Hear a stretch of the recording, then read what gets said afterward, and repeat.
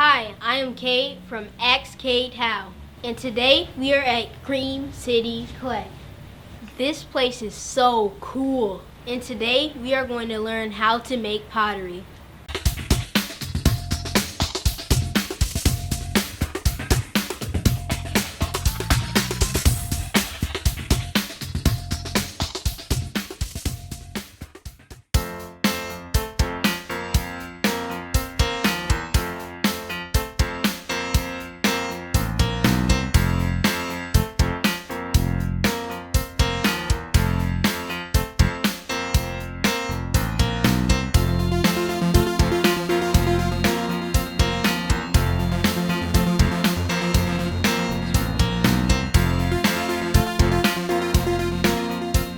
So, Miss Colleen, how did Cream City Clay begin?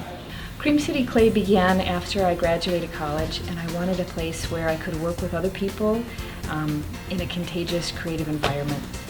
We could throw on the wheel, we could have a place to hand build. I wasn't just working alone in my basement on my own. I had other friends to work with, and it makes better art, and then we can get together and do gallery shows and encourage each other. It's important when you're doing art to have that encouragement. Is this good? Yep. Feel it with your fingers. If you feel a thick spot, pinch, and if you feel a thin spot, don't pinch. Just pinch it until it feels even to your fingers. So what made you want to open this kind of business? This type of business was important because there wasn't a lot of places to work on the wheel, to be able to mix a glaze, to be able to fire your own kiln. And those are all things I wanted to do, and there wasn't a place where I could do that. That's why this was important.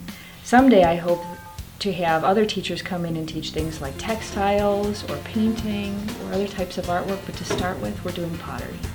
So where does the clay come from?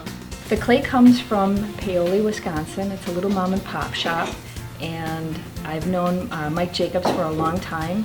Our clay comes wet, bagged up, and in about 1,000-pound shipments. How do you prepare the clay? The clay is prepared when we first started working by wedging. So we took a piece of clay and we wedged the clay in a spiral motion so it would start to push the air bubbles out. Very different than kneading bread where you need air bubbles into it. This is getting air bubbles out of it. It's all ready, air bubble free, chunk free, and you can use it on the wheel or to hand build. How does the clay become soft, then mushy? There's 3 types of stages when you're making pottery. The first stage is the greenware stage, where you made your cup. The second stage is where it's fired in the kiln up to 1800 degrees, and that's bisque stage. Once it gets to this stage, it can never become mushy again. It will be permanent forever. This is just thirsty enough to be dipped into a glaze, and the glaze will stick to it, and then it's fired again and the glaze melts up to 2200 degrees. So she's loading the glaze right here, and there's all sorts of shelves that go on top, and then the pieces go together. They can't touch each other. If they were to touch each other, they would glue together, and you'd never be able to get them out. So they can be close, but they can't touch. And underneath this shelf right here are some pieces under there. Isn't that pretty? Yes. So those are, when it dries out, you can see it gets kind of chalky looking.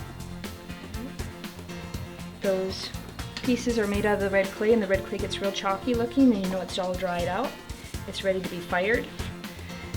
If it isn't all dried out, when it goes through 212 degrees, the water would boil and it would explode. That's how things explode in the kiln. So we're real careful to make sure they're super, super dry. What are some things that people like to create during pottery?